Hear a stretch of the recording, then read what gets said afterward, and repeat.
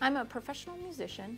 I play bassoon, and I play bassoon in several groups. I play with the Woodwind Quintet, Wild Basin Winds. I play with the Austin Symphony, the Austin Lyric Opera. I also teach music at Texas State University. I woke up in the middle of the night and I was feeling really peculiar. I didn't have any strength. I couldn't think right. I was partially paralyzed on the left side. My hands were going numb, my feet were going numb, and I was in a situation where I couldn't function. Something was very, very wrong.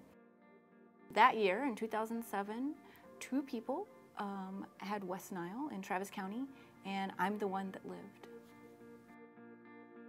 I've been a patient at Austin Regional Clinic since 2002. I'm a patient of Dr. Missy Markley. She's wonderful, and my kids see her as well. I have an 8-year-old and a 6-year-old.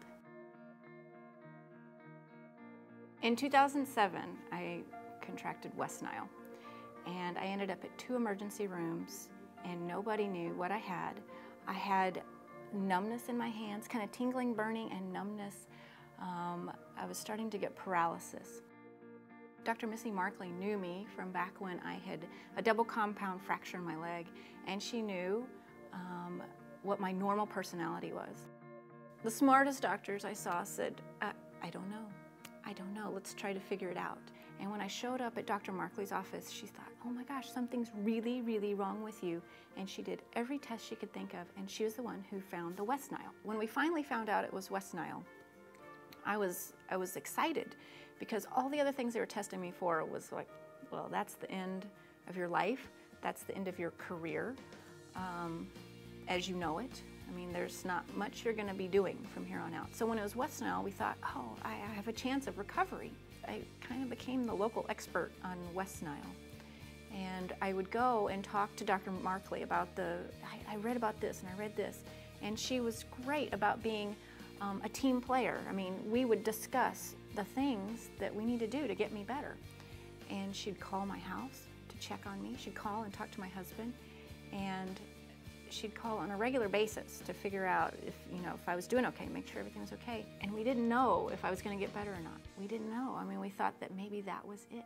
That was it for me. And I thought to myself, oh my gosh, I can't, how to live like this? How do you go on living like this?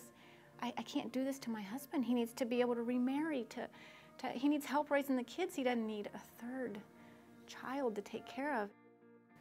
When I was really sick, I wasn't able to pick up my instrument. I wasn't strong enough to play my instrument. I could no longer play with the Austin Symphony. I couldn't play with the opera. I could barely teach. My students were so patient. They would sit and sometimes I'd lie on the couch while I was teaching. I was unable to function in a very cognitive manner until about 4 months later.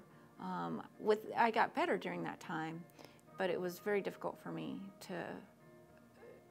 to work in the real world. The recovery on West Nile was very up and down. It was like a roller coaster. When I get sick, I still notice little neurological hiccups. I'm not the same that I was before, but it's small enough that it's just a healthy reminder of how lucky I am to still be here.